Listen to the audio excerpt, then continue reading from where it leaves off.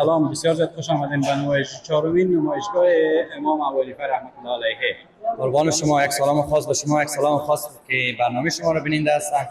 دیگه والا جای افتخار است که واقعا روز به روز آپدیت جدید، دیگه کار درستای جدید واقعا جای افتخار است. مثل که قهرمانی خودت هم یک قهرمانی جدید است در پشت سر شرکت که هست و هم یک قهرمانی جدید کرده 5G را لانچ کرده در افغانستان. درباره نوآوری و قهرمانی ها با مردم افغانستان چی میگی؟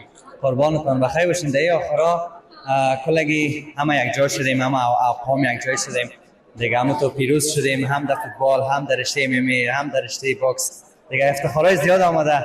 دیگه از شرکت شما من تشکری میکنم که همیشه ورزشکارا را تشویق میکنم، مثل همین الان خودتون تشویق میکنین. یک معلومات اگر در مورد این مسابقه قهرمان شدی بگی به ما. قربانتون بخیر باشین. یک فایت چالنجی بود که فایت تاریخی بود دیگه، که دو تا سه تا افغانای ما را شکست داده بود که خوشبختانه رفتیم و اما انتقام پس گرفتیم. از کجا چی رقم؟ دیگه از افغانستان رفتیم در پاکستان، اما پاکستانی که چالش داده بود اما را شکست دادیم و آمدیم.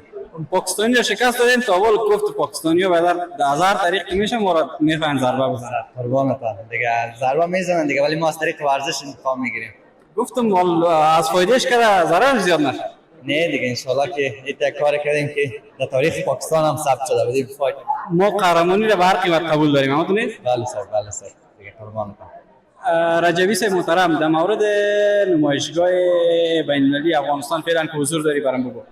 قربانتون ما اولین بار است که اومدیم، همیشه ایران میباشیم، همین قسم نمایشگاه بود، ولی فعلا من که میبینم این از ایران که خوبش واقعا دیگه واقعا جای افتخار است دیگه. همون رقم ادامه بدن، پیشرفت بکنن، روز به روز آپدیت‌های جدید دیگه. افتخار است، من افتخار میکنم واقعا یک کشورم است. یک تعداد ایرانی‌ها، پاکستانی‌ها، مردم جهان فکر میکنن، مردم غریب ما را که میبینن اونجا فکر میکنن که کل افغانستان هم تو خشه و پشه خود بود. نه بر از چی گفتنی داری در مورد افغانستان؟ بابا گفتنی همی است که نباید کسی را مقایسه کنند، دست کم میگیره. افغانستان هم یک کشور قدرتمند است که این قسم هم میبینم یک قسم در جهانت نخواد این رقم گام باشه.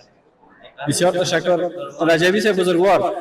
با پیامت با مردم افغانستان چی است؟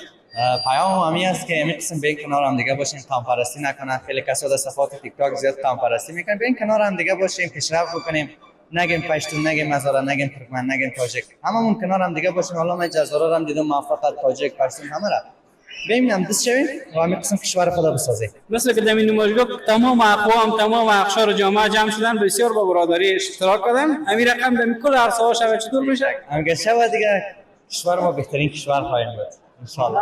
پیامت به امارات اسلامی چیه؟ بسیار خوب، امنیت بسیار خوب، دوستشان دارم دیگه، بسیار امنیت بسیار خوب. و مرجعی که میرم قبلا بود نمیتونستم در جمهوریت باشم، ولی فعلا راحت همه جا زندگی میکنم، همه جا میگردم. پیام همی است که همین قسم ادامه بدن، ما راضی هستیم. حالا قهرمانای ما تهدید نمیشن نه؟ چرا مرا بسیار تشویق کردن، به اندازه هیچ ورزشکار تشویق نشد طرف. تشویق نه، تهدید. نه فعلا نه، نمیشه. هیچ امکان نداره. الحمدلله. بسیار تشکر از تشکر، سلامت باشید، بخیر باشید.